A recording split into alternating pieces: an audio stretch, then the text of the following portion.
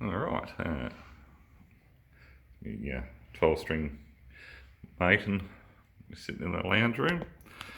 Probably run out of space in my studio. Sludge Pit version 2.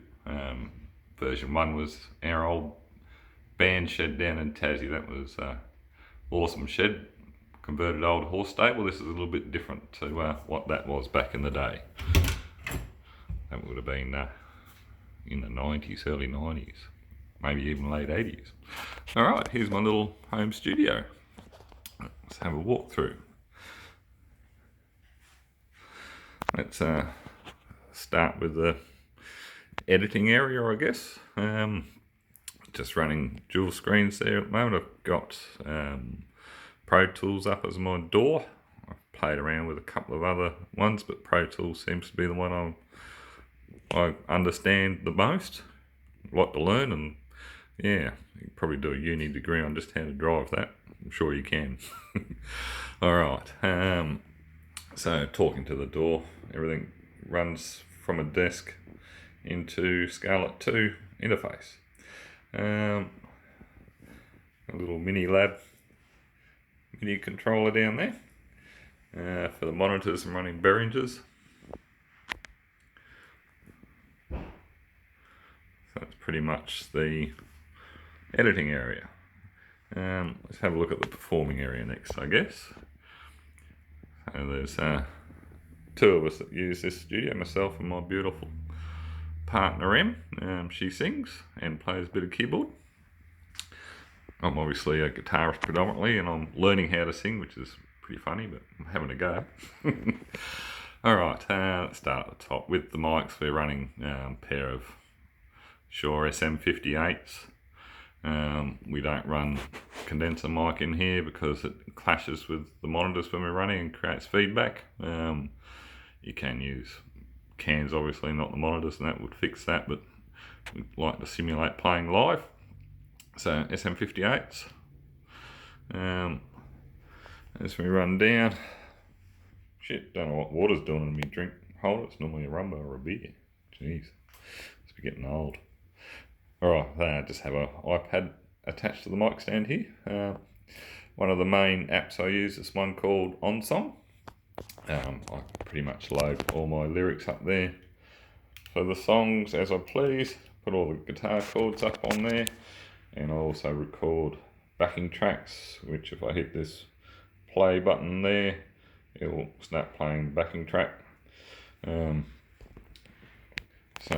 to control that while I'm playing the guitar and attempting to sing, I have a little Airtone foot switch down here.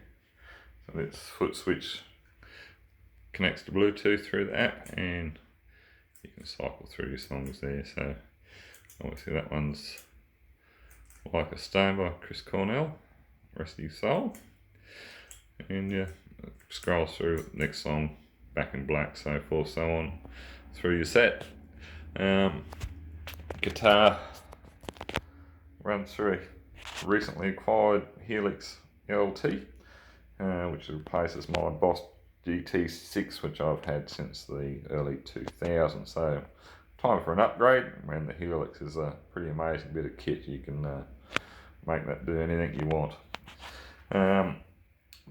The mic runs through a mic mechanic down here.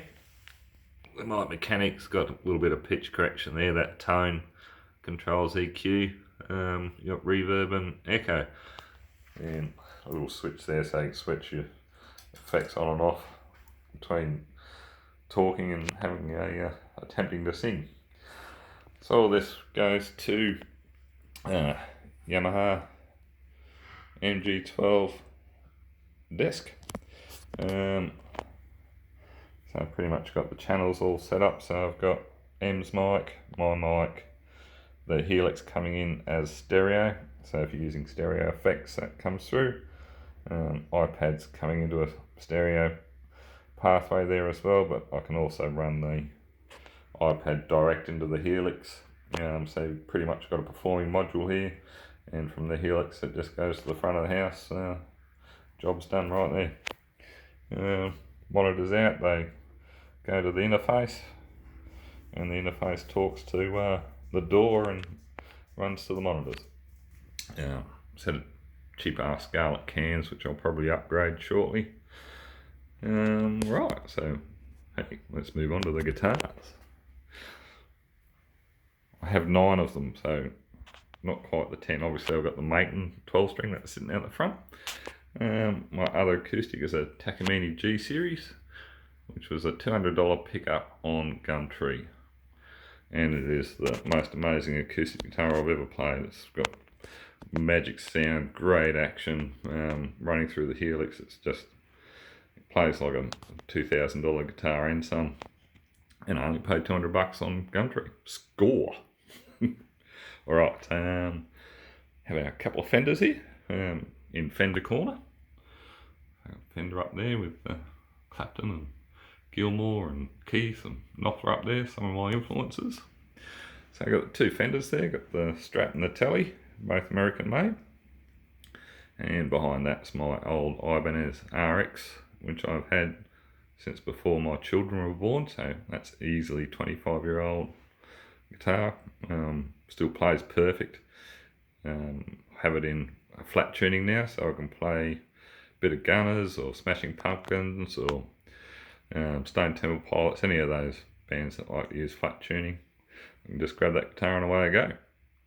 The Tele's in Keith tuning at the moment, which is a G tuning. Keith normally even removes the thickest E string and has it as a 5 string, but I've got it all on there tuned in the G Keith tuning. Let's go over to Gibson corner. Some of my influences up there will be Dave Grohl and Slash and Angus. We've got Billy Gibbon up there and Ace Frehley. So Gibson corner, I have my Gold Top, which is probably my pride and joy. It's fairly new. I've only had it for a couple of years. Bought it new. Pristine. I hardly ever play it, so I'm trying to keep it in pristine condition.